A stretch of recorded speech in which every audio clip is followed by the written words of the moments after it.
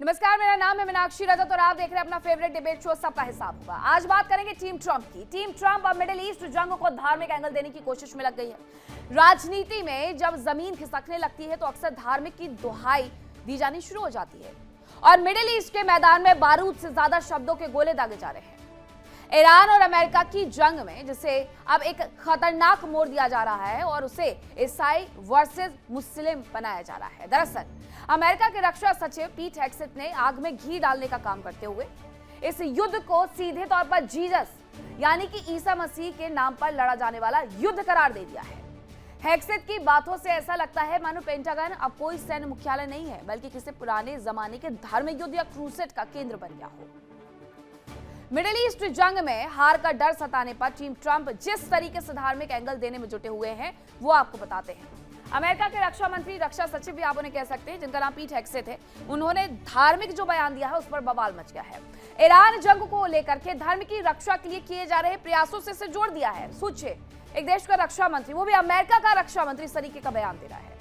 दुष्ट लोगों के खिलाफ हिंसा पर दया दिखाने की कोई आवश्यकता नहीं है, हेग्सेथ का कहना है। ईरान से युद्ध ईसा मसीह के लिए है, ये उनकी तरफ से कहा जा रहा है और ये कोई पहली बार नहीं है। पेंटागन में बाकायदा पादरी को ले जाकर के उन्होंने ये बात अपनी पूरी टीम को बताई थी। हालांकि तारीख हाथ से नहीं बचती है। दूसरी तरफ ईरान भी पीछे नहीं है।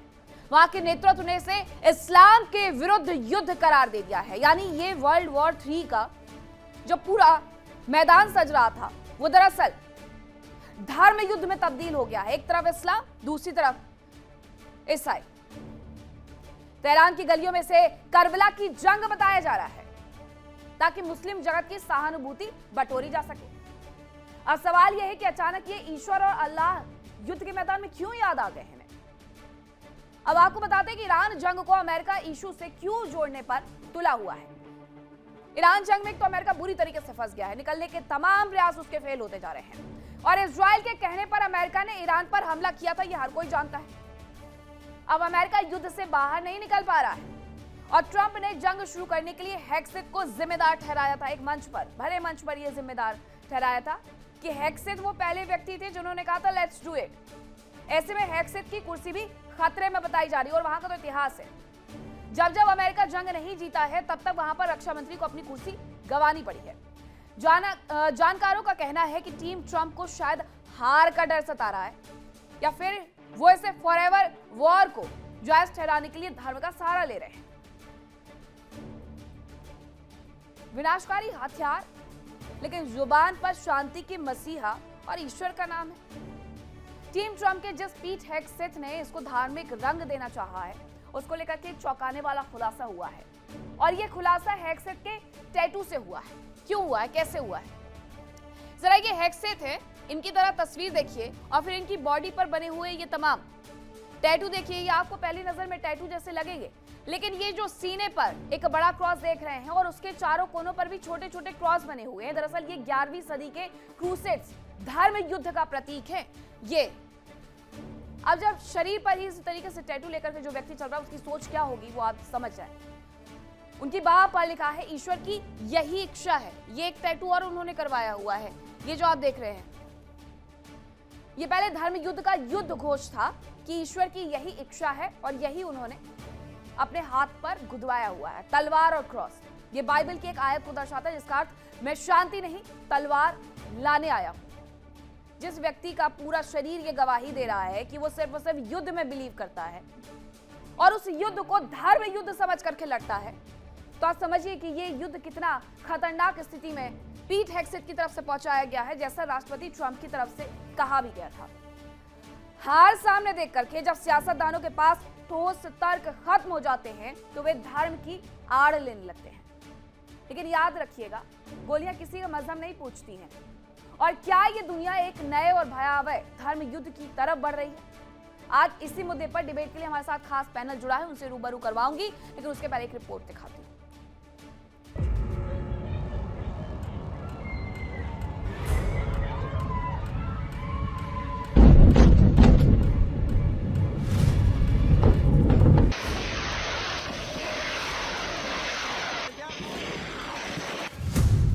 मिडिल ईस्ट की लड़ाई मुस्लिम वर्सेस ईसाई पर आई।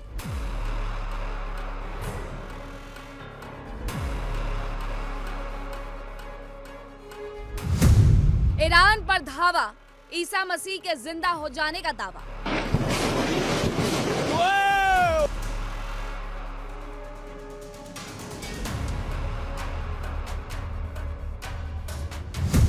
यीशु धरती पर लौटेंगे जब महायुद्ध चरम पर होगा।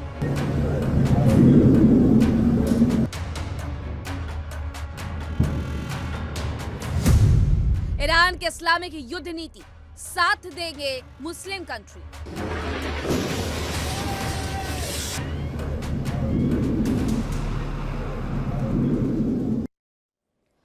तब इसी मुद्दे पर करूंगी चर्चा की शुरुआत, लेकिन उसके पहले आज का बड़ा सवाल यह है कि ईरान से जारी जंग को अमेरिका ईसा मसीह से आखिरकार क्यों जोड़ना चाहता है? क्या वो इस युद्ध से बाहर निकलने का रास्ता खोज रहा है या फिर धर्म के रास्ते की लड़ाई से बता रहा है? इस पर करेंगे चर्चा की शुरुआत। कौन कौन से मेहमान मेरे साथ जुड़ रहे हैं आपका परिचय करवाती हूँ। मेरे साथ कर्नल दिनेश नैन जुड़ रहे हैं, रक्षा विशेषज्ञ हैं। सर्वेश पाठक इजराइल समर्थक है। डॉक्टर फादर आनंद मुतुंगल ईसाई धर्मगुरु हैं। आगा अब्बास रिजवी ईरान समर्थक हैं। अहमद मस्ती खान वरिष्ठ पत्रकार हैं, अमेरिका से वो मेरे साथ जुड़ रहे हैं। सबसे पहले मैं कर्नल दिनेश नैन आप ही से समझना चाहूंगी कि ये लड़ाइयां तो आज तक बहुत सारी देखी, युद्ध तो बहुत सारे देखे और पिछले लंबे वक्त से देख भी रहे हैं।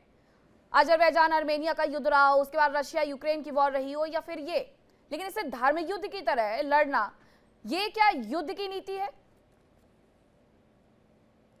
देखिए, जिस प्रकार से अमेरिका के अंदर हम देख रहे हैं कि जो लोकल जो रिस्पांस डोनाल्ड ट्रंप के लिए आ रहा है, तो ये बेसिकली अपनी लोकल पब्लिक के लिए उसने ये एक शगुफा खेला है। यही सेम चीज नाइजीरिया के साथ में किया गया था। तो जनरली अपनी जो सड़कों पे पब्लिक निकल रही है कि ये युद्ध ना करो, तो वो ये दिखाने की कोशिश कर रहे हैं कि this is Christianity versus other religion, that I am fighting this battle and we have got, हम लोग को इसकी तरफ से खतरा है, हम लोग को इसकी तरफ से जो है आने वाले टाइम में वो है। पर बहरहाल जो मेन मुद्दा है वो बेसिकली वही है कि डोनाल्ड ट्रंप की जो पॉपुलैरिटी है अभी थोड़ी इस युद्ध के कारण थोड़ी कम हुई है, क्योंकि मेक अमेरिका ग्रेट अगेन और अपने कैंपेनिंग के दौरान में हमेशा वो ये बात बोलते आए थे कि अमेरिका को मैं कभी नहीं चाहूंगा कि अमेरिकन जाके दूसरे देशों में लड़ें। और उन्होंने किया भी कुछ ऐसा कि आने के बाद में कई जगहों से अपनी सेनाओं को वापस लिया और कोशिश की कि वो दिखाए कि भाई डोनाल्ड ट्रंप पीस के लिए काम कर रहे हैं, युद्ध के लिए काम नहीं कर रहे हैं। लेकिन जिस प्रकार से अभी ये खाड़ी का युद्ध जो है इतने अलग मोड़ पे पहुंच चुका है, इनकी एक्सपेक्टेशन तो पहले थी कि 3-4 दिन के युद्ध में वो बम्बार्डमेंट करके या ये कह लीजिए कि आयतुल्लाह खुमैनी को जो है वो खत्म करने के बाद में शायद जो विद्रोह वहां पे है वो पूरी तरीके से सामने आ जाएगा और इन्हें कुछ करना नहीं पड़ेगा। लेकिन जिस प्रकार से आयतुल्लाह खुमैनी ने उस टाइम पर इनके शुरुआत के दिनों के अंदर जब इन्होंने ये विद्रोह स्टार्ट करने की कोशिश की, बसीज फोर्स को इस्तेमाल करके 1 लाख के करीब नागरिकों को जो उन्होंने एक तरीके से कह लिया कत्लेआम किया गया वहां पे, तो पब्लिक में इतना डर बैठ गया। हालांकि 50% जो ईरानियन पब्लिक है वो इस रेजिम को पसंद नहीं करती है, 20% के करीब इनके पास में पॉपुलैरिटी थी जो आयतुल्लाह की जो रेजिम है उसके लिए। लेकिन इसके पश्चात में जो डर बैठाया गया तो अमेरिका का वो प्लान थोड़ा धरा का धरा रह गया। और उसके बाद में इनके मेन मुद्दे तो थे ही कि हथियार जो इन्होंने, खासकर जो इनकी मिसाइल्स हैं, इनके ड्रोन्स हैं, जिस प्रकार से इन्होंने उनको डेवलप कर लिया है और जो जिस प्रकार से वो जो तहस नहस मचा रहे हैं ना सिर्फ इजराइल के अंदर बल्कि खाड़ी क्षेत्रों में भी, और यहाँ तक कि डियोगार्सिया के ऊपर भी अपनी एक रेंज दिखाने की कोशिश की जिससे कि पूरा यूरोप भी गैडे में आ जाता है, इनके लपेट में आ जाएगा। तो उसको सबको देखते हुए तो ये एम था कि इसको खत्म किया जाए, इनको मिसाइल प्रोग्राम पे कैप किया जाए। दूसरा था कि जो इनके पास में यूरेनियम है, तो डेफिनेटली जो गलती अमेरिका ने 2015 में की थी ओबामा के टाइम पे कि जो P+5 की जो जॉइंट कॉम्प्रिहेंसिव ट्रीटी हुई थी उसके अंदर पहले से ही क्लॉज, उसमें देखा जाए मीनाक्षी तो फ्लॉ था। 22 या 24 दिन का एक क्लॉज डाला हुआ था कि 24 दिन पहले IAEA की टीम या कोई भी टीम जो इंस्पेक्शन करना चाहती है ईरान की, वो उनको एक इत्तला करेगी, अल्टीमेटम देगी और फिर आएंगे। तो लाजिम सी बात है इन लोगों ने धीरे धीरे करके 3% के बजाय ये लोग 60% पे जाके पहुंच गए, जो कि डेफिनेटली शो करता है कि एटम फतवा कोई भी जारी किया हुआ आयतुल्लाह खुमैनी ने, लेकिन ग्राउंड के ऊपर जो 60% है वो ये शो करता है कि इनका इरादा पूरा नेक नहीं था, 100% था। तो ये खतरा तो है ही। और अच्छा, जब ये शुरू हुआ के बाद कौन सा उसे खुद भी मान लिया, उसे खुद भी तो नहीं माना। और वो उसका हिस्सा- अब मेरे साथ दो मेहमान जुड़े हुए हैं, एक ईसाई धर्मगुरु हैं और एक ईरान के समर्थक हैं। रिजवी जी ईरान के समर्थक हैं और डॉक्टर आनंद जो कि ईसाई धर्मगुरु हैं। मैं चाहूंगी आप इन दोनों को ही दिखाएं एक साथ, और मैं आप दोनों से ये सवाल पूछूंगी कि ये जो धर्म युद्ध की लड़ाई है, तो इसमें ईसा मसीह जीतने वाले हैं या अल्लाह जीतने वाले हैं? डॉक्टर आनंद पहले आप जवाब दीजिएगा, रिजवी जी उसके बाद आप भी जवाब दीजिएगा। ना इस लड़ाई में अल्लाह जीते, ना इसमें इस लड़ाई में यीशु जीतेगा। ये जीतेगा अमेरिका या ईरान। आप एक चीज को आपने गलत बता दिया। कैसे? वो ये है कि उन्होंने कहा, उन्होंने कभी भी इस्लाम के खिलाफ लड़ाई नहीं बताया। उन्होंने उनके स्टेटमेंट में क्लियर उन्होंने बताया, हम एक बुराई के खिलाफ लड़ रहे हैं, ये बुराई को मिटाना ईश्वर चाहते हैं, हम इसका इसके जो पीट हेक्सेथ के शरीर पर टैटू है। रही डॉक्टर नहीं, आनंद, हम पढ़ लिया है हमने स्टेटमेंट, मैं स्टेटमेंट पढ़ने के बाद स्टेटमेंट नहीं डॉक्टर आनंद, उन्होंने क्या स्टेटमेंट दिया उस बात का जिक्र नहीं था। मैं पूछ रही हूँ कि उनके शरीर पर जो यहाँ पर टैटू है उसका क्या मतलब होता है? नहीं हाँ, वो इसलिए कि 11वीं सदी में जो क्रूस वार हुआ था, क्रूस युद्ध बोलते हैं उसको, हाँ, उसकी याद लोगों को दिलाने के लिए प्रयास, वो भी मुस्लिम के खिलाफ नहीं था। आप हमने कब कहा इतिहास ऐसा? पढ़ेंगे, वो भी मुस्लिम के खिलाफ नहीं था। हाँ, क्योंकि मैं एक हिस्ट्री स्टूडेंट हूँ, इसलिए मुझे पता है। ना ही इन्होंने इस बार इस्लाम का नाम लिया, उन्होंने बोला मैं बुराई के खिलाफ लड़। दूसरी बात है, आप अभी जिस प्रकार इस मुद्दे को लेकर जो डिबेट रखा है, ये इंडियन पॉलिटिक्स कर रहे हैं आप। क्योंकि इस स्टेटमेंट को अमेरिका का ना जनता ने सपोर्ट किया, ना वहां की गवर्नमेंट सपोर्ट किया। पेंटागन ने ऑलरेडी इसके विरोध कर चुका है। तो इस मुद्दे को लेकर इंडियन पॉलिटिक्स करना आपके लिए गलत है। ना इसमें इस्लाम की लड़ाई है, ना इसमें क्रिश्चियन की लड़ाई है। हमारे बीच में कोई लड़ाई नहीं है इस बारे में, ये आप गलत प्रचार कर रही है। ठीक, मैंने तो ऐसा कुछ कहा नहीं। जो उनके शरीर पर टैटू बना हुआ है जिसका मतलब आप बता नहीं रहे हैं, मैं उसी को लेकर के पूछ रही थी सवाल, और उसी को लेकर के बहुत सारे, क्योंकि मुझे तो आती नहीं है इस्लामियत ना, और ना ही मुझे ईसाइयत आती है। मैंने आपसे इसीलिए पूछा कि जो टैटू शरीर पर लिखा हुआ है उसके मतलब अलग अलग जगह अलग अलग बताए जा सकते हैं। मैं इस बात को मानती हूँ, लेकिन ईसाई धर्मगुरु हैं आप, तो मुझे लगा कि आप उस बात को सही तरीके से बताएंगे। मैंने कोई नैरेटिव सेट नहीं किया। उनके बॉडी पर जो टैटू बने हुए हैं, और ना ही मेरी टीम ने कोई नैरेटिव सेट किया है, उनके बॉडी के टैटू बहुत सारे नैरेटिव सेट कर जाते हैं कि वो अपने शब्द जो उन्होंने टैटू में गुदवाए हुए हैं, जिसका अर्थ होता है नास्तिक या गैर विश्वासी, और ये उन मुसलमानों को आहत कर सकता है। पीट हेक्सेथ को लेकर के ये तमाम चीजें उन्होंने जब एक्स पर पोस्ट किया अपनी बॉडी का टैटू, उसको लेकर के उसके बाद विश्लेषकों की तरफ से कही गई हैं। इसलिए मैंने ये सवाल पूछा। और ये क्या कोई पहली बार हुआ? पेंटागन में उन्होंने पहले भी पादरी को बुलाया था, ये ऐसी रिपोर्ट से, और उसके बाद वहां पर पूरा एक स्पीच रखा गया था डॉक्टर आनंद, और उस वक्त भी इसे धर्म युद्ध की तरफ ही मोड़ा जा रहा था। नहीं, ये तो पॉलिटिक्स कर रही है America. American defence secretary politics कर रही है, और आप इसको और राजनीति घुसा रही है इंडियन पॉलिटिक्स को। इसमें इंडियन पॉलिटिक्स कैसे आ गई? पीट हेक्सेथ ने क्या लिखवाया हुआ है, इससे मेरा इंडियन पॉलिटिक्स से पूरे, या इंडिया का क्या लेना देना होगा इससे? Indian politics totally religion based politics है। यहाँ पर इस्लाम, हिंदू, मुस्लिम, इनको लड़ाने के अलावा यहाँ पर एकता की बात नहीं होती है। आप वही बात कर रहे हैं। पूरे इस युद्ध में यहूदी राष्ट्र बार बार ये कहता है कि हम एकमात्र दुनिया में यहूदी राष्ट्र है, और हमें खत्म यहूदी होने की वजह से किया जा रहा है, और धर्म इंडियन पॉलिटिक्स वाला आप बता रहे हैं। इस सब की शुरुआत यही से होती है कि इजराइल अमेरिका से कहता है कि युद्ध करो, युद्ध लड़ो, क्योंकि हम यहूदी राष्ट्र और हमें इस्लामियत से खतरा है। इस्लाम की पूरे इस्लाम कंट्री से जुड़ा है, पूरे टोटली सरेंडर्ड है इसराइल के कौन से कितने मित्र देश है, मुस्लिम देश है। आप इसको इंडियन जो पॉलिटिक्स है ना, ये जो मुझे पूरे धर्म को लड़ाने गलत दिशा में लेकर के जा रहे हैं। इससे कोई फर्क नहीं पड़ेगा कि आप उसमें ये समझ रहे हैं कि इंडियन पॉलिटिक्स के हिसाब से किया जा रहा है। एक देश जो कि यहूदी बना ही इसीलिए 1948 में 14 मई को एस्टैब्लिश ही यहूदी आधार पर होता है। वो यहूदी होने का बार बार जिक्र करते रहता है। वो कहता है कि यहूदी राज्य और शांति की हम स्थापना चाहते हैं। वो अपने स्थापना की लड़ाई लड़ता है, वो अपने अस्तित्व की लड़ाई लड़ता है, और उसमें कोई और देश की पॉलिटिक्स का जिक्र मुझे नहीं लगता कि ये सही होगा। मिडिल ईस्ट में जो युद्ध चल रहा है हर एक व्यक्ति जानता है कि ये इसलिए हो रहा है क्योंकि इजराइल को इस बात का डर है कि यहूदी जो एकमात्र राष्ट्र है उसे भी मिटा दिया जाएगा, और उसे मिटाने वाला अगर कोई होगा तो इस्लामियत होगी। इसमें इंडियन पॉलिटिक्स का तो कोई मतलब ही नहीं निकलता है। अब जरा रिजवी साहब आप बताइएगा इस पूरे मुद्दे पर कौन जीतने वाला है? यीशु जीतने वाले हैं या फिर अल्लाह जीतने वाले हैं? क्योंकि मानवता तो हार चुकी है इस युद्ध में। देखें, मैं आपको एक बात बताना चाह रहा हूं कि जिस तरीके से आपने अपने रिपोर्ट में अभी ये बताया है कि जैसे हजरत ईसा आएंगे और वो उस वक्त आएंगे जब दुनिया में जुल्म की इंतहा हुई हो।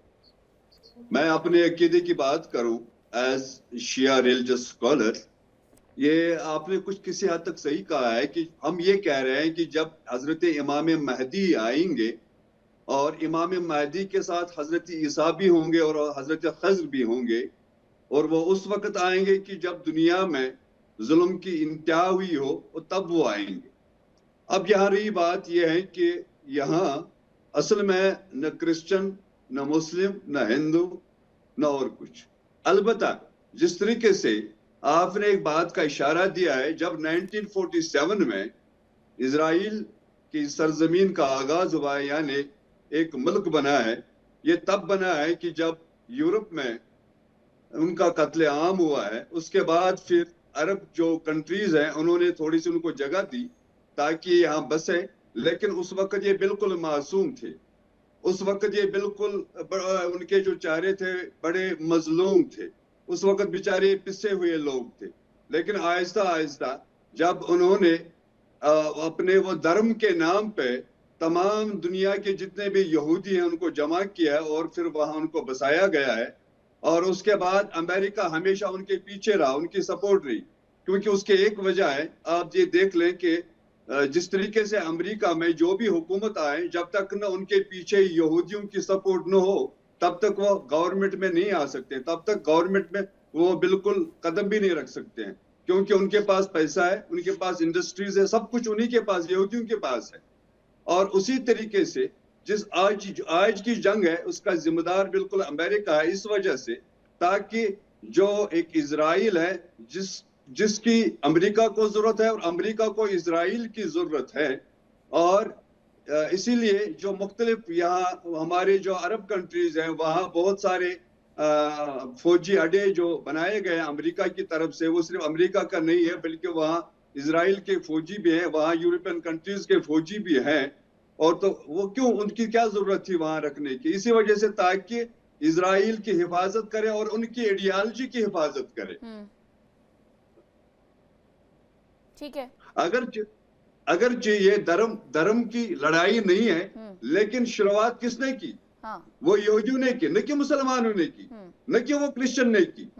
अब हर दुनिया के किसी भी कोने पे जाएं, आप हमेशा ये देखें। अगर ईरान के बारे में अभी जो पहले मेरे भाई इस तरीके से कह रहे थे कि इस वक्त पूरे अमेरिका में वहां के जो प्रेसिडेंट है ट्रंप के खिलाफ हजारों लोग, लाखों लोग सड़क पे निकल आए हैं, वो इसके खिलाफ जा रहे हैं। इसी तरीके से अगर आप इजराइल में देखें, इजराइल में भी जो वहां के वजीर आजम है उनके खिलाफ मुजाहरे हो रहे हैं। ईरान नहीं चाह रहा था कि मैं जंग करूं, क्योंकि मैं अपने धर्म की बात करूं as Shia scholar, we have some different Sunni brothers शरई मामलात में, इस्लामी मामलात में। लेकिन मैं आपको बताऊं कि जैसे आप बार बार ये कह रहे हैं कि वहां तशद्दुद हो रहा है, वहां ये हो रहा है, लेकिन हमारा जो शिया कम्युनिटी में जहाद के बारे में जो हमारा कॉन्सेप्ट है, हम जहाद नहीं कर सकते हैं, हम दिफा कर सकते हैं, हम अपने आप को डिफाइन कर सकते हैं। हम यहाँ से गोली नहीं चला सकते हैं, हम यहाँ से किसी को पत्थर नहीं मार सकते हैं। एज शिया रिलीजियस की बात कर रहा हूँ।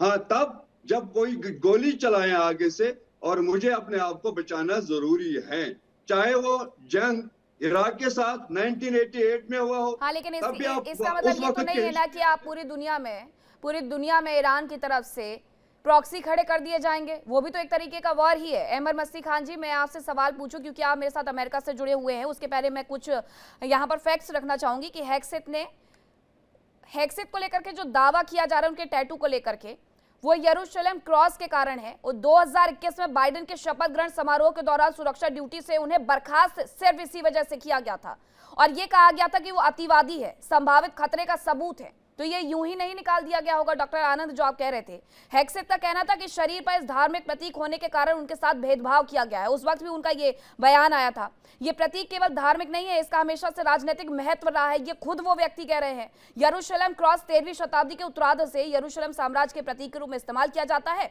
और इसी का इस्तेमाल उन्होंने टैटू करवाने के दौरान अपनी बॉडी पर भी किया है। अब अहमद मसीह खान जी, क्या ये सच है कि अमेरिका इस पूरे युद्ध को, खासकर जो रक्षा मंत्री हैं, एक तो सोचिए रक्षा मंत्री, और अगर वो इसे धर्म युद्ध बना दें तो ऐसी लड़ाई अब कब होती थी? कभी हुई है क्या? देखिए, आपका शुक्रिया। मैं एक चीज अर्ज करूं कि जो लड़ाई है ईरान के तेल के लिए है और इजराइल जो अपने आप को गैर जरूरी तौर पर गैर महफूज समझता है, पैरानॉइड है, अपने तमाम हमसायों से वो पैरानॉइड है, इस वजह से ये जंग है। असल बात ये है, ईरान के और ये तेल तो बयान उनका बार-बार आ भी रहा है, ट्रंप का। जी हाँ, ईरान के तेल पे अमेरिका का जो डोनाल्ड ट्रंप इंतहाई लालची सदर है, उसने अभी अभी साफ साफ कहा कि मेरी ख्वाहिश तो ईरान के तेल पे कब्जा करना है। उसने कोई ढकी छुपी बात नहीं कही, ऑन द रिकॉर्ड है। उसने कहा मेरी ख्वाहिश है कि मैं ईरान के तेल का मालिक बन जाऊं। लेकिन उसके साथ साथ देखिए, हमारा ये था हमेशा से कि शायद ये हमारे मुसलमान भाई थोड़े चरिया हैं, लेकिन ये ईसाई तो उनसे 100 गुना ज्यादा चरिया हैं। मैं आपसे सही सही कहूँ, मैं अमेरिका में रह रहा हूँ, मुझे पता है। ये क्या हुआ, मार्च के 5 तारीख को डोनाल्ड ट्रंप ने ओवल ऑफिस में बुलाया 20 पादरियों को।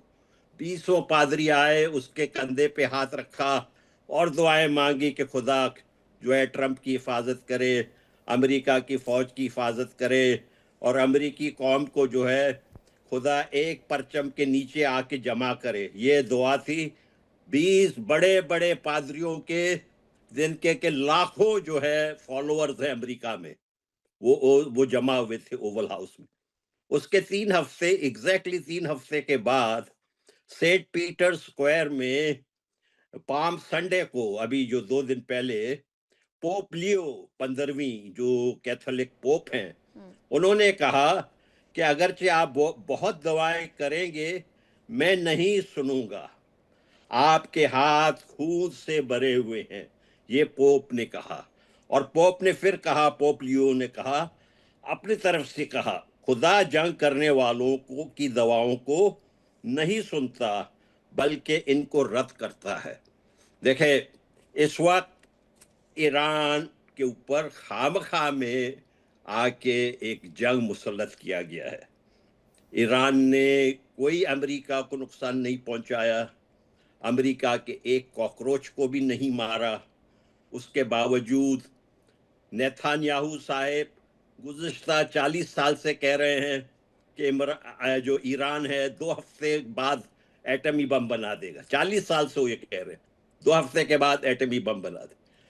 तुलसी गबार्ड ने अपनी रिपोर्ट में कहा कि जो ऑपरेशन मिडनाइट हैमर हुआ था लास्ट ईयर जून में, उस वक्त ईरान के तमाम जो न्यूक्लियर सलाहियतें थी उसको वो बिल्कुल नेस्त नाबूद कर दिए गए हैं, उस पर सीमेंट लगा दिए गए हैं। ये तुलसी गबार्ड जो उनकी डायरेक्टर ऑफ नेशनल इंटेलिजेंस है, उनकी रिपोर्ट है। उसके ऊपर ट्रंप साहब ने कहा नहीं, इनको पता नहीं है। एक तो ट्रंप, मुसीबत ये है कि ट्रंप को सारे दुनिया का हर चीज पता है और जो उसके जो मुशीर हैं, जो उसके वजीर हैं, उन सबको कुछ पता नहीं है। ये इस किस्म का ये घटिया सदर है। मैं आपसे अर्ज करूं, पीट हेग्सेथ जो है वो एक क्रिश्चियन फिरका है, बहुत छोटा सा, जिसको के क्रिश्चियन रिकंस्ट्रक्शनिज्म कहते हैं, उसका वो पैरोकार है।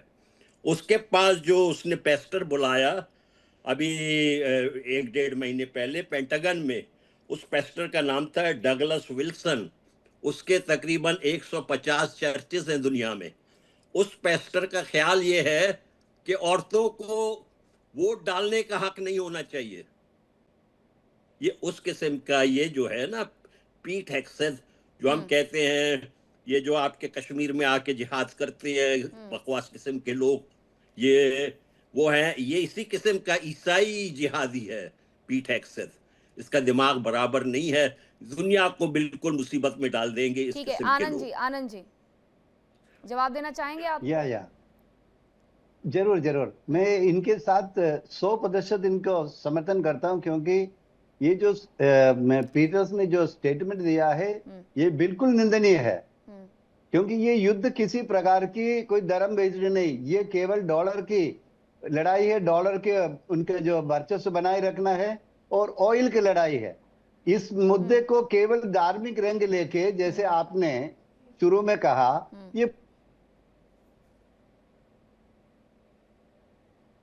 आपका फ्रेम फ्रीज हो गया है, फिर से आप अपनी बात को कंप्लीट करिएगा। लेकिन सर्वेश पाठक जी, इस युद्ध को धार्मिक रंग देने की आवश्यकता पड़ी ही क्यों? हर कोई जानता है कि तेल के खेल है, वो पहले कहीं और खेला जा रहा था, वेनेजुएला में, अब ईरान नजर आ गया है। 39 साल पुराना ट्रंप का एक वीडियो भी, बहुत ज्यादा इंटरव्यू वीडियो वायरल भी हो रहा है कि मुझे आज अगर मौका मिले तो मैं आज हमला कर करके वहां पर तेल के कुओं को हथिया सकता हूं। और आज भी उनकी तरफ से यही बयान जारी किया गया था। इन सब के बीच में शिया वर्सेस सुन्नी सबको अच्छा लग रहा था, लेकिन अब जब यही पूछा जा रहा है कि पादरियों को बुला करके पेंटागन में आवश्यकता क्या थी, ये तमाम फैक्ट्स अहमद मस्ती खान जी खुद रख रहे हैं कि आखिरकार वहां अमेरिका में चल क्या रहा है। मीनाक्षी, आपको नमस्कार, आपके सभी दर्शकों को वंदे मातरम, भारत माता की जय। मीनाक्षी जी, आवाज आ रही है? जी प्लीज कंटिन्यू। देखिए मीनाक्षी जी, अगर पीठ ने कहा है कि हमारे जो सैनिक जा रहे हैं युद्ध पे, और अमेरिकन सिटीजन से ये किया कि आप उनके लिए प्रार्थना करो, तो इसमें बुराई क्या है? ईरान और जितने भी ईरान टेररिस्ट को सपोर्ट करता है, चाहे वो हमास हो, हिजबुल्लाह हो, वो अल्लाह के नाम पे बम फोड़ रहे हैं कि नहीं? इजराइल को क्या कर रहे हैं? तो ये इस्लाम को वो मान रहे हैं, वो बम फोड़ रहे हैं, और अल्लाह के नाम पे ही जिहाद कर रहे हैं ना। और यहाँ पे हमारे एक भाई साहब कह रहे हैं कि इंडिया में जैसे हो रहा है धार्मिक, अरे भाई साहब, इंडिया जैसा सहिष्णु देश कहीं नहीं मिलेगा जो हर धर्म को अपनाया है, और उसके बावजूद आप लोग यहाँ पे कन्वर्जन, एक राइस बैग देके गरीब ST/SC को और कन्वर्ट करवाते हो, और उसके बाद इंडिया पे आरोप लगा रहे हो कि इंडिया में ये धार्मिक स्वतंत्रता नहीं है, या इंडिया में धर्म युद्ध की लड़ाई होती है। दूसरी बात मीनाक्षी, आप मुझे बताओ, कोई सिया है, कोई सुन्नी है, ठीक है, लड़ाई उनका अपना है। कोई सिया ईरान में बैठा है, एक आतंकवादी का वो मददगार है, और भारत में बैठे वही सियाई, भारत में अगर आतंकवादी घटना होती है तो ये जितने भी कश्मीरी सियाई है पहलगाम में, एक बार भी मार्च नहीं निकाला, उन 36 या जितने भी बलिदान हुए उनके लिए फंड जमा नहीं किए, और ये ईरान के टेररिस्टों के लिए फंड जमा कर रहे हैं। मेरे ख्याल में आपको पहले इस्लाम का मुताला करना चाहिए, वहां से मुताला करें, और इस्लाम का मुताला करने के बाद आप किसी नतीजे पे पहुंच सकते हैं। बात कर रहे हैं कि हम शिया है तो हम उनकी ये सपोर्ट करेंगे, शर्म आनी चाहिए ऐसे आगा को, आगा आबाद को। आप पहलगाम की बात कर रहे हैं, और मैंने अपना ट्वीट किया है, अभी दिख जाती है। अगर क्रिश्चियन सोल्जर जा रहे हैं तो वो अपने इष्ट देव को याद नहीं करेंगे। हमारे सोल्जर अगर बॉर्डर पे लड़ने जाते हैं तो वो अपने इष्ट देव को याद करते हैं कि नहीं? जिसने भी बांग्लादेश में इन हिंदू भाइयों को कत्ल किया है, और उस वक्त मैंने उसकी मजम्मत की है। मैंने कश्मीरी पंडितों को भगाने वाले ये जिहादी लोग हैं। अब ये मस्जिद से ऐलान किए थे कि अपनी बहू बेटियों को छोड़ के कश्मीर से जाओ, तब कहाँ गई थी इसकी भाईचारा? और भारतवर्ष में जहां पे इस्लाम के मानने वाले 50% से ज्यादा होते हैं, वहां पे उनकी भाईचारा देख लो। तमिलनाडु के एक गांव में 70% आबादी। भाई मैं आपको जवाब दे सकता हूँ, उन्होंने क्या दे दिया कि अब मेरी बात तो सुने ना, पुराना मंदिर है, उससे अब मेरी बात सुने, देनी चाहिए। अब मुझे तो बात करने दे। हाईकोर्ट आया, उसके बाद इनकी कोई नहीं सुनी गई। भाई डिबेट में शोर मचाने से कुछ नहीं होता, इंसान के पास नॉलेज हो तब भी बात करें। आपने तो बात की है ना, आप मुझे बात करने दे, अब मैं आपको जवाब देता हूँ। अरे मैंने आपको सुन रहा था ना, आप मेरी बात सुने। जब कश्मीरी पंडितों को मार के आपने भगाया था जिहादी मानसिकता के कारण और कहा था कि अपनी बहू बेटियों को छोड़ के चले जाओ, तब कहाँ गया था आपका ये? अभी पहलगाम में आतंकवादी हमला हुआ था, एक भी उन बलिदानी के लिए जिनको मार दिया गया उन इस्लामिक टेररिस्ट ने, उनके लिए आपने फंड जमा किया था कश्मीर में? आप किन को कह रहे हैं कि उनको आप इस्लामिक टेररिस्ट तो नहीं कह सकते हैं ना? आप जहाँ टेररिस्ट हो तो आप वहाँ इस्लाम को नहीं जोड़ सकते हैं। जहाँ टेररिस्ट हो वहाँ आप इस्लाम को नहीं जोड़ सकते। टेररिज्म फैलाने वाला इस्लाम ही है और कोई नहीं है। नहीं, ये आप नहीं कह सकते। अल्लाह अकबर करके वो बम फोड़ते हैं। भारत वर्ष हो, चाहे इजराइल हो, चाहे अमेरिका हो। अमेरिका पे भी जो 9/11 हुआ वो इस्लाम के मानने वालों ने किया। बोलते रहे, कश्मीर बोलते में आप सुन नहीं रहे। जा रहा है वो आप जैसे देश के गद्दार लोग उनका साथ देते हो। नहीं तो आज कश्मीर में टेररिज्म रहता है। अगर भारत के आप सही नागरिक होते तो मेरे ख्याल में या तो आप इस डिबेट में इसके डिबेट के लायक नहीं है, मैं नहीं हूँ, क्योंकि आप कह रहे हैं आप जैसे, ये आप जैसे क्या होता है? सुननी पड़ेगी आपको माननीय अब्बास जी, सच्चाई सुननी पड़ेगी। अगर आप भारत का है तो भारत के साथ डटे रहेंगे, इस्लामिक आतंकवादी का आप साथ नहीं देंगे। मैंने यूपी में कम से कम 1000 आलमी दीन में यह कहा है कि वंदे मातरम। तुम क्या अपने आप को इंडियन बता रहे हो? टेररिस्ट था, उसको मारा अमेरिका ने, बहुत अच्छा मारा। आप इस्लाम को टेररिज्म के साथ नहीं बांध सकते, आप इस्लाम को इस्लाम के साथ नहीं जोड़ सकते। जितने भी टेररिस्ट पकड़े जाते हैं वो अल्लाह अकबर करके बम फोड़ते हैं और उसके मानने वाले होते हैं। ये आप कभी भी ये नहीं कह सकते कि इस्लाम को आतंकवाद से छोड़ नहीं सकते। अरे बिना आतंकवाद के इस्लाम का वर्चस्व ही नहीं है। मुझे ये बताएं, अब बात खत्म हो गई आपकी? जी आप हाँ, शांत हो गए आप? देखो, मैं एक स्कॉलर हूं, इस्लामिक स्कॉलर। जब आपने पहलगाम की बात की, और मैं तो कह रहा हूं जिसने भी वो किया है दैट इज नॉट ए इस्लाम, वो इस्लाम नहीं है। अगर आप हकीकी इस्लाम को समझना चाह रहे हैं ना, तो आपको प्लीज आपको इस्लाम का स्टडी करना चाहिए, इस्लाम क्या है। अगर आप ये समझ रहे हैं कि हमने उस वक्त आप विरोध नहीं किया है, मैं तो उन पे लानत भेजता हूं, और आप पे भी वाजिब है कि जिन्होंने भी पहलगाम के अलावा जहां भी किसी बेगुनाह को कत्ल किया हो, उस पे खुदा और ईश्वर भगवान की लानत हो। दूसरी बात, आपकी बात सुन ली, 10 सेकंड आप मेरी बात सुनिए। प्लीज मेरी बात सुनिए। आगा साहब आपकी बात सुन ली मैंने। मेरी बात सुने। जिस वक्त बांग्लादेश में चंद हमारे हिंदू भाइयों को जिंदा जला के मार दिया गया, उस वक्त मैं यूपी में था एक बड़े कॉन्फ्रेंस में। मैंने उस वक्त, चाहे वो आज तक, चाहे वो और भी कोई चैनल का नाम मत और लीजिए, उन हाँ। चैनलों के सामने मैंने ये बात बताई कि मैंने कहा कि मैं ऐसे इस्लाम को हमेशा के लिए सलाम करता हूं कि जिस इस्लाम में किसी बेगुनाह को कत्ल किया जाए। अब ईरान की बात है। अब मुझे ये बताएं कि अब आपको जहन में ये भूत सवार हुआ है कि कोई भी कत्ल हो तो ये इस्लामिक टेररिज्म था, लेकिन ऐसा नहीं है। कथनी और करनी में अंतर दिखता है। अगर आपने जो कहा वो आपको दिखाना चाहिए था। अगर पहलगाम पे इस्लामिक आतंकवाद का हमला हुआ, वहां पे हमारे भाइयों का धर्म पूछ के मारा गया। हमने एक भी रैली, जिस तरीके से कश्मीर में रैली की आपने, यूपी में रैली की, मैं आपको नहीं कर्नल दिनेश नैन, जिन्होंने ठीक है कर्नल दिनेश नैन जी, इस पूरे भी युद्ध बोल को, लिया और अब्बास भाई ने इस पूरे युद्ध को कहीं और दिशा देने की कोशिश की जा रही है या फिर यहीं से इसकी शुरुआत ही हुई है?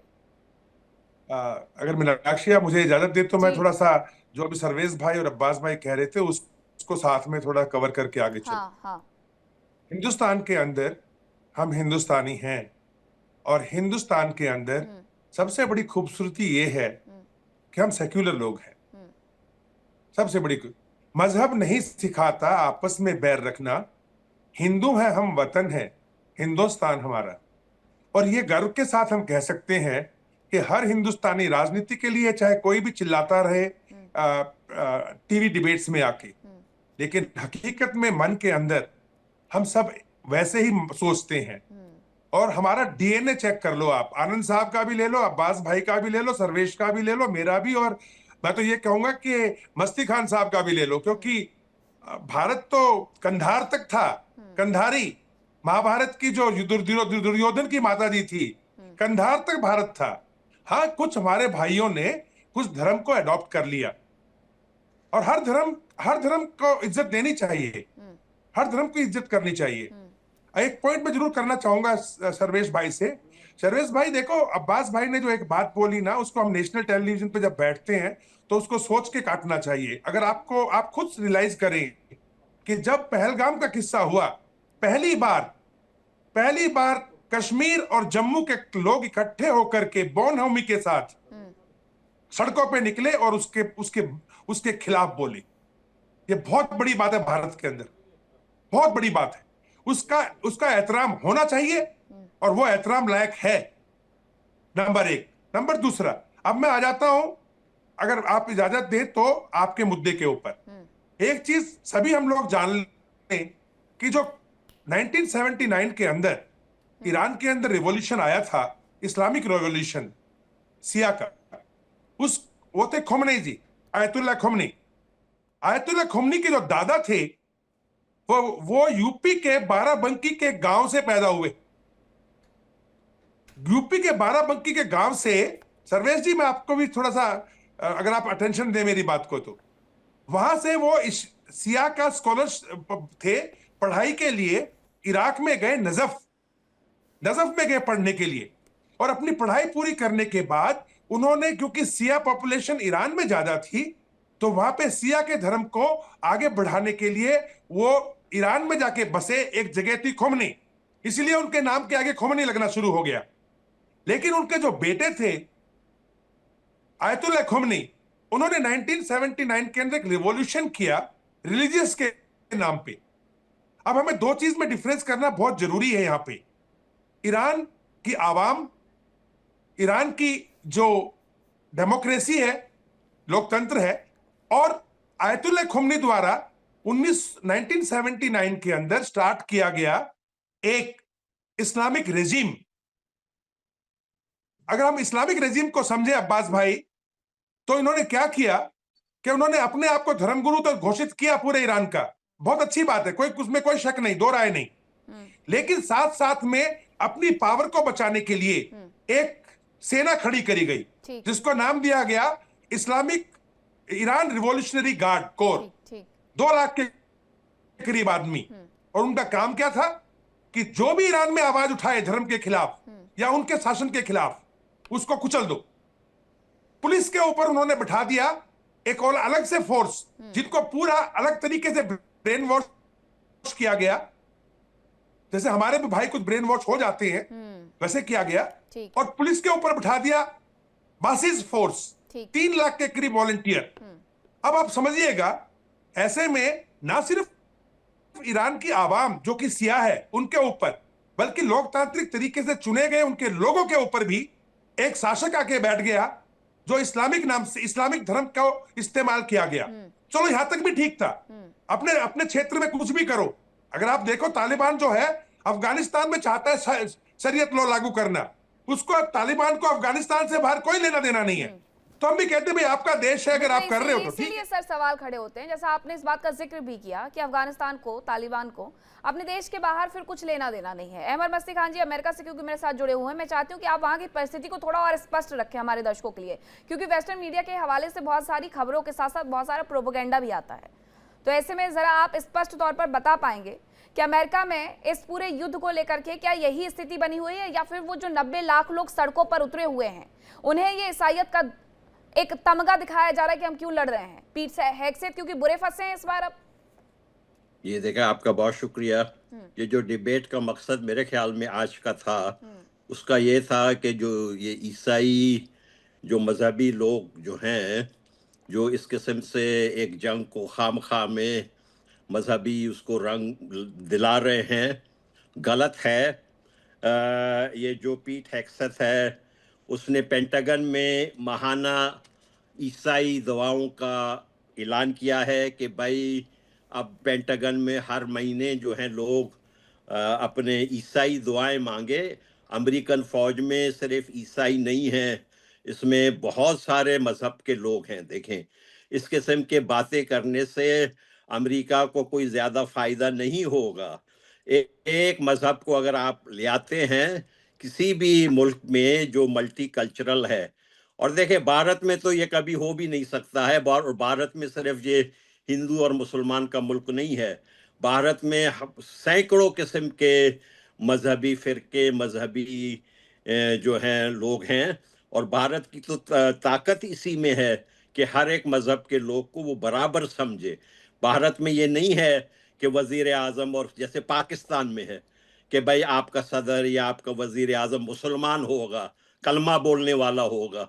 ये किस्म की तो कोई शर्त भारत में तो नहीं है ना जी। भारत में तो कोई भी आपका डॉक्टर वजीर आनंद, इस आजम बात का बन जवाब सकता दें। है, आपका सदर बन सकता है। देखें, अहमद और जी, ये जो अहमद जी आप कंटिन्यू रखिएगा, लेकिन आपने एक ऐसा वैलिड रीजन रख दिया है कि मुझे लगता है कि इस पर एक छोटा सा रिएक्शन तो डॉक्टर आनंद का बनता ही है। क्या चीज पे, कितना इंतफाक रखते हैं किस आप? चीज पे रिएक्शन? नहीं, हम समझा नहीं किस हाँ, पर विषय। अहमद मस्ती खान जी ने बहुत सारे पॉइंट्स रखे हैं कि किस तरीके से पेंटागन के अंदर पादरियों को बुला करके बाकियों को यह समझाया जा रहा है कि किस तरीके से लड़ना है, किस तरीके से अपनी आपको इशू को पूजना है, और किस तरीके से इसे एक तरीके से ये कहा जा रहा है कि हमारी जो ये जंग है वो सिर्फ इसलिए लड़ रहे हैं हम ताकि अधर्मियों को दुनिया से रवाना कर सके। नहीं, हाँ, मीनाक्षी मैडम, आप यदि डोनाल्ड ट्रंप की इस बार के जो इलेक्शन आप देखेंगे, उन्होंने पूरी तरह से अमेरिकन कम्युनिटी को रिलीजन बेस में वोट मांगा। ये मैं नहीं कह रहा हूँ, ये तो पूरा दुनिया कह रहे हैं कि उन्होंने रिलीजन के बेस में वोट मांग के एक नया परंपरा शुरू करवा दी, क्योंकि उनको ये लगा कि यदि हमें क्रिश्चियन लोगों को एक साथ करेंगे तो मेरा समर्थन हो जाएगा। यही काम अभी वो कर रहे हैं, लेकिन इसको सफलता नहीं मिलेगा, क्योंकि अमेरिकन लोग अच्छे मतलब समझदार लोग हैं। वो किस प्रकार की इतनी सब बोलने के बावजूद कितने लाखों लोग उनके खिलाफ उतर रहे हैं, उनके खिलाफ लड़ने के तैयार है लोग।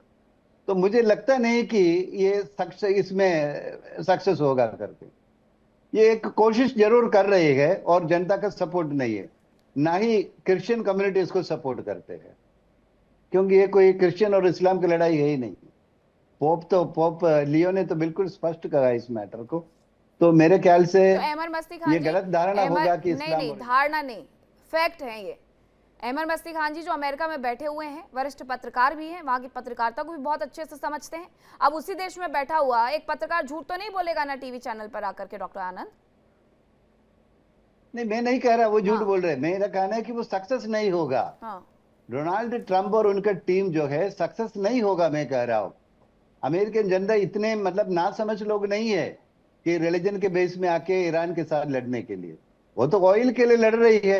उनकी ईरान की लड़ाई एक्चुअली में क्या है, ईरान ने कहा कि हम तेल देंगे लेकिन हम डॉलर के साथ बिजनेस नहीं करेंगे। यही बात सद्दाम हुसैन ने भी कहा था। तो ये तो अपने डॉलर बचाने और ऑयल बचाने का उनके एक तरीका है, इसमें धर्म को लाके लोगों को मिसगाइड कर रही है। इससे क्रिश्चियनिटी से कोई लेना देना नहीं है। से ऐसा कर रहे हैं, ठीक है। सर्वेश पाठक जी, यही तो इजराइल के साथ हो रहा है। इजराइल भी तो यही कह रहा है कि हम अपने आप को बचाने की, वर्चस्व की, यहूदी राज्य की स्थापना की, शांति की लड़ाई लड़ रहे हैं। तो धर्म का एंगल तो वो भी दे रहे हैं, वो कहाँ पीछे हैं? मीनाक्षी, सच्ची है। देखिए, पूरे विश्व में यहूदियों का एक ही देश है इजराइल, और पूरे विश्व में हिंदुओं का एक ही देश है, वो भारत वर्ष है। अभी कर्नल साहब ने बहुत ही अच्छे तरीके से बताया, और यहाँ पे जितने भी बैठे हैं, भारत उस इस्लामिक आतंकवादी का किस तरीके से मुकाबला कर रहा है, माननीय कर्नल साहब ने अब जिया है उस चीज को। कश्मीर में रेडिकलाइजेशन जिस तरीके से किया जाता है, क्यों किया जाता है और किस चीज के नाम पे किया जाता है, धर्म के नाम पे ही किया जाता है ना। भाई मेरी बात सुनो भाई, सबसे पहले आप बार बार ये जो आप ये बात कर रहे हैं ना, आप एक काम करें, ये तासुब वाली जो ऐनक आपने पहनी है ना, इसको आपको उतारना पड़ेगा। आपको तासुब वाली ऐनक को उतारना पड़ेगा। आप बार बार कह रहे हैं इस्लाम इस्लामी इस्लामी इस्लामी, जब मैं पहले आपको कह चुका हूं कि देखें कि जो भी दहशतगर्दी करे वो न मुसलमान हो सकता है न वो हिंदू हो सकता है। और ये मैं आपको बताना चाह रहा हूं, जब भी आपने भी पहलगाम की बात की है तब उस वक्त मैं आपको बताऊं पूरा जम्मू कश्मीर सड़कों पे था, रोता रहा, चाहे वो मर्द था, चाहे वो जवान था, चाहे वो बूढ़ा था, रोता रहा। क्योंकि ये इस्लाम को आप इस चीज में नहीं जोड़े, जम्मू कश्मीर को इस चीज में नहीं जोड़े। अगर जम्मू कश्मीर में उस वक्त पहलगाम का मसला हुआ है तो उसके साथ साथ आप ये देखें कि यहाँ के जो मुसलमान हैं जो कलिमा अल्लाह कि वो जो खलनायक था उसने इस्लामिक आतंकवाद को कैसे बढ़ावा दिया, वो जो ईरान के मूल निवासी थे उसको किस तरीके से दमन किया वहां पे ईरान में। अभी आपने देखा होगा कि ईरान में जो उस महिला ने वहां पे आंदोलन चलाया था, किस तरीके से वो 13-14 साल की लड़की को मारा गया।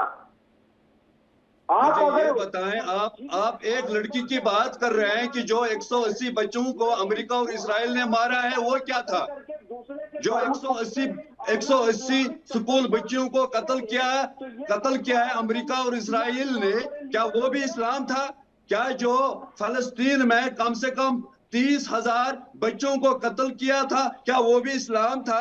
क्या फलस्तीन में जिस तरीके से ओवन में इजराइल के बच्चे को डाल के जलाया था, वो क्या इस्लाम का बहुत बढ़िया स्वरूप था? मैं तो कहता हूँ कि फलस्तीन को जिस तरीके से इजराइल मार रहा है, भारतवर्ष को भी वही रुख अपनाना पड़ेगा। जरा उस फकी की आवाज को अपने जबान पे लाएं और वो यहाँ डिबेट में बयान करें। दुख पहुंचा रहे हैं उनका वही हर्ष करना चाहिए। आप अपने अंदर गिरबान में झांक के नहीं देखेंगे। मुझे ये बताओ किनकी क्या हालत करोगे? जो मासूम 6 महीने का बच्चा, जो 5 साल की बच्ची, उनको क्या पता हिंदू क्या है, उनको क्या पता है जूस क्या है, उनको क्या पता है मुसलमान क्या है? उनको तो कुछ पता ही नहीं है। उनको तो 30,000 लोगों को मारा है, वो नजर नहीं आ रहा है मेरे भाई आपको।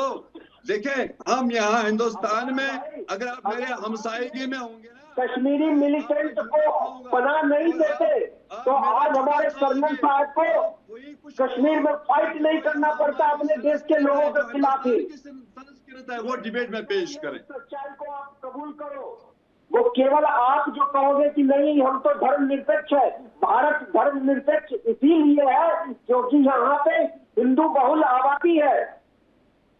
अगर हिंदू बहुल नहीं होता ना तो धर्मनिरपेक्ष कभी भी नहीं हो सकता, इस बात को मान लीजिए। और मैंने आपको एग्जांपल दे दिया कि आप ही के कश्मीर में हमारे आप हिंदुस्तान की तारीख से मेरे ख्याल में नावाकिफ हैं। हिंदुस्तान की तारीख सिर्फ पिछले 70 साल की तारीख नहीं है, जैसे पाकिस्तान की पिछले 70 साल से तारीख है। हिंदुस्तान की तारीख सैकड़ों सालों की तारीख है। यहाँ हमारी अपनी एक परंपरा है। उस परंपरा को अगर सीखना है तो उसको हिंदुस्तान में रुजू करें, उसमें ये न कहें कि ऐसे तो बहुत सारे देश हैं कर्नल, बहुत सारे देश हैं ऐसे जिन्हें भारत से बहुत कुछ सीखने की आवश्यकता है। लेकिन इस पूरे युद्ध में जो बर्बादी हो रही है, इससे क्या ईरान, इजराइल और अमेरिका कुछ सीख पाएगा या इसी तरीके से ये आगे बढ़ते जाएंगे जैसा पीठ हेगसेथ कह रहे हैं कि अभी 6 से 8 सप्ताह और? ये सवाल मुझसे जी ओके, तो मैं एक चीज अगर आप इजाजत दें तो पहले थोड़ा सा क्लियर कर दूं कि अमेरिका की लड़ाई कुछ भी हो, जो भी जैसे बताया जा रहा है तेल के लिए, अपने इंटरेस्ट के लिए, ठीक है, लेकिन इजराइल की लड़ाई अपने सर्वाइवल के लिए। 1947 के अंदर हम लोग कानून मानने वाले लोग हैं।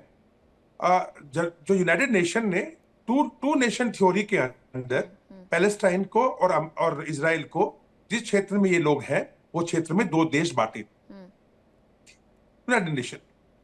लेकिन उसी टाइम पर ये चीज किसी को भी गवारा नहीं हुई पूरे के पूरे अरब देशों के अंदर। और आपने सुना 1947 से 48 तक इनकी आपस में घमासान लड़ाइयां हुई।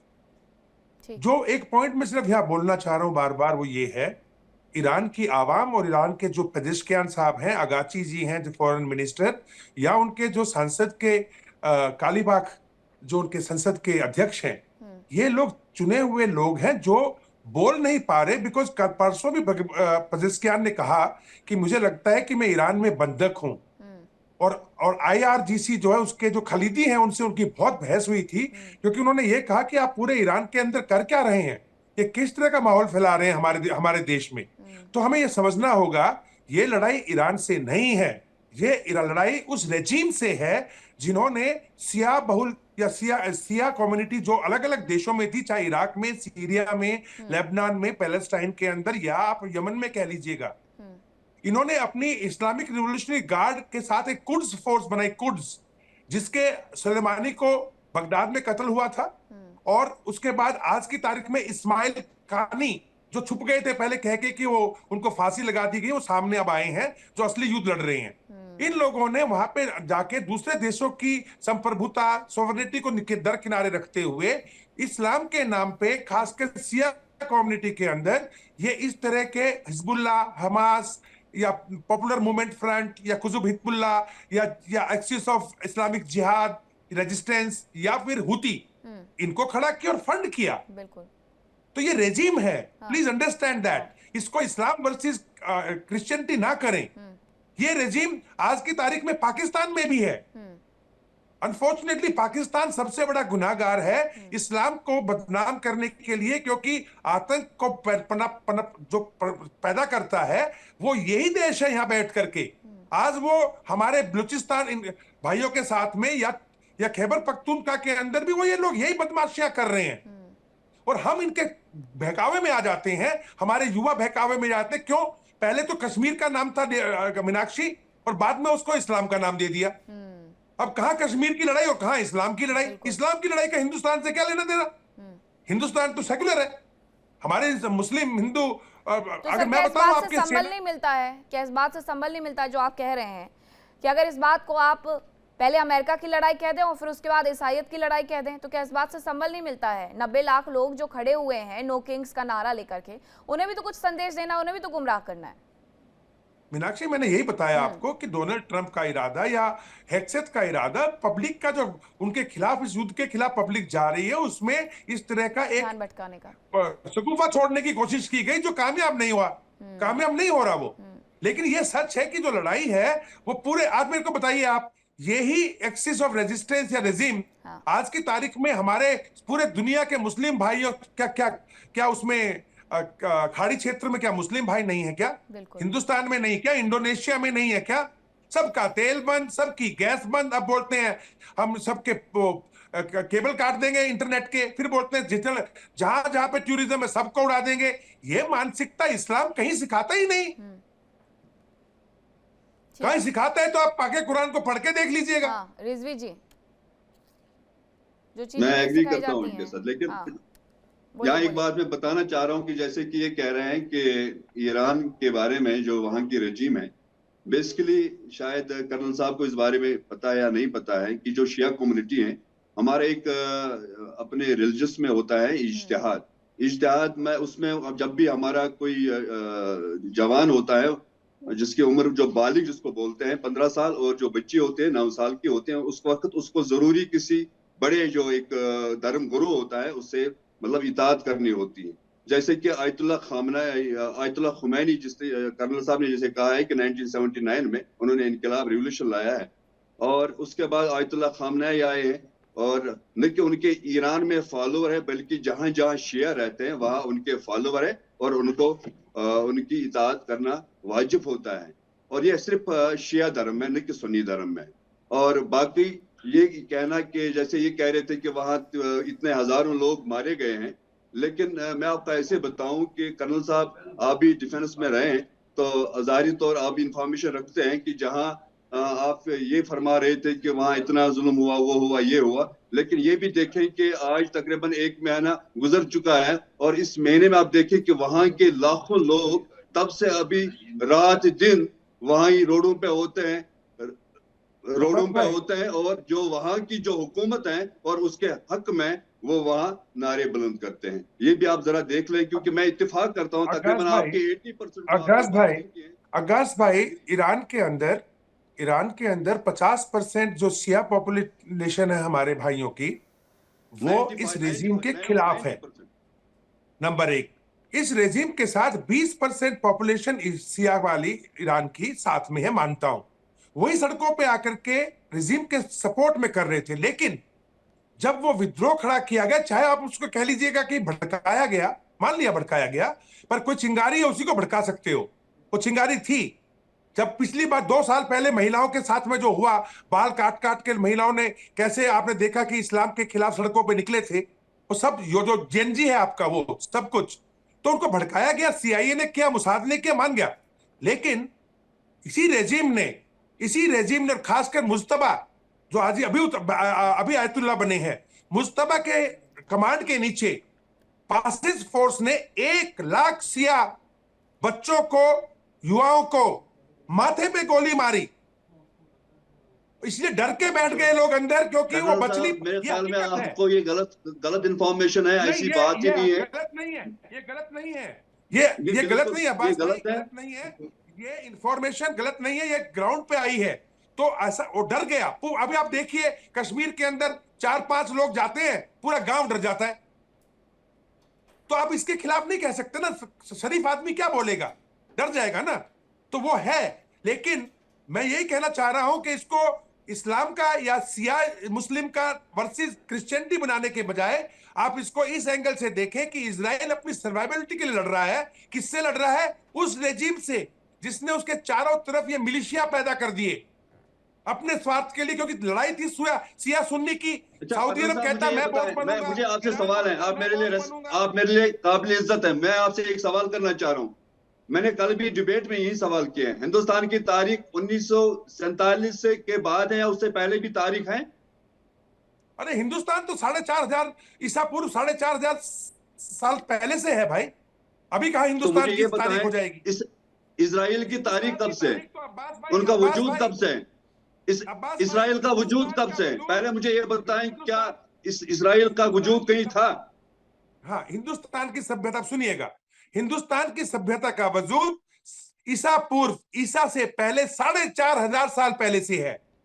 2500 ईसा पूर्व, ईसा से 2500 साल पहले रोमन एम्पायर में जो स्लेव हुआ करते थे, सुनिएगा अभी, स्लेव हुआ करते थे, नहीं तो दर्शक कंफ्यूज हो जाएंगे, सुनिएगा अभी।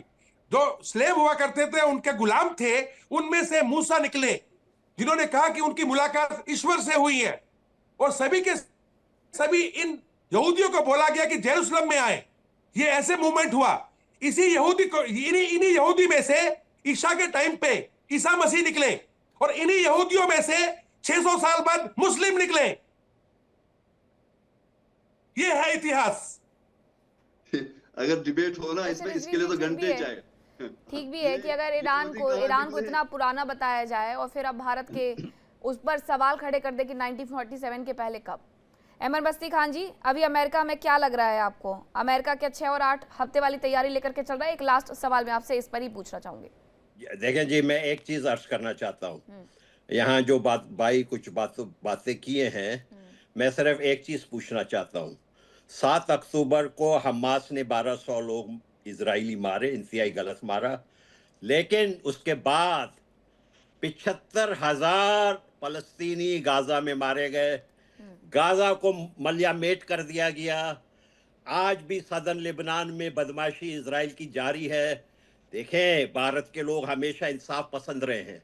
भारत वालों को ये जेब नहीं देता है कि वो अमेरिका के लाइन को टो करे। अमेरिका जो है उसने गलत तौर पे इजराइल का साथ दिया। इजराइल बदमाशी कर रहा है, इसमें कोई शक नहीं है। ये आयतुल्लाह ने कोई गलतियां की, हम उनके साथ नहीं देते हैं, लेकिन आयतुल्लाह की बदमाशी के बजाय इजराइल के बदमाशी पे देखें। आज पूरे अमेरिका में लोग इस बात पे आ गए हैं कि इजराइल हमारे मुल्क की पॉलिसी बना रहे, हमारे रियासत के ऊपर हावी है।